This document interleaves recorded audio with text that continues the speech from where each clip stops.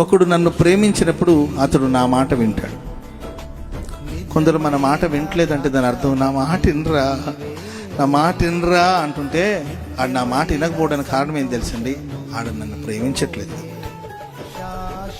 కొంతమంది నీవంటే నాకు ప్రేమ అంటుంటారు. ప్రేమ లేదు, దోమ లేదు. ప్రేమ ఉంటే వింటారు కదండి మాటలు. కొంతమంది నీవంటే నాకు ప్రేమ అసలు అంటారు, కానీ ప్రేమించేవాడైతే మాట వింటాడు. వాడు మాట వింటలేదు అంటే దాని అర్థం ప్రేమ లేదని. మా అమ్మ అంటే నాకు ప్రేమ, మా నాన్న అంటే నాకు ప్రేమ అని ఊరికి కబుర్లు చెప్తుంటారు. కానీ నీకు అమ్మా నాన్న మీద ప్రేమ ఉంటే ఖచ్చితంగా అమ్మ నాన్న మాట వింటావు కదా. నా భార్య అంటే నాకు ప్రాణం, అసలు ఆమె అడిగితే చందమామనని తెచ్చిస్తాడు. ఏదో చందమామ వీళ్ళు చుట్టాలు ఇంట్లో ఉన్నట్టు ఊరికి చెప్తుంటారు కబుర్లు కొంతమంది. ప్రైజ్ ది లార్డ్, హల్లెలూయా. ఆరు బయట పడుకున్నారంటండి మంచం మీద. ఎరడి భార్య ఒళ్ళో పడుకున్నాడంట భర్త. ఆకాశంలో చందమామ. ఈయనంటాడంట అక్కడొక చందమామ, ఇక్కడొక చందమామ. అర్థమైందండి?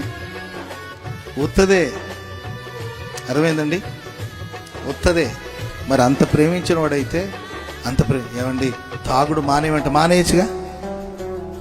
తాగితే కానీ ఈ కవితలని రాదు అడిగి. అది సమస్య. మందు లోపలికి వెళ్ళింది అనుకోండి, మహానుభావుడు బయటకు వస్తాడు. అక్కడొక చందమామ, ఇక్కడొక చందమామ అంటాడు. మీరు ఊరుకోండి అంటది ఆమె. Praise the lord.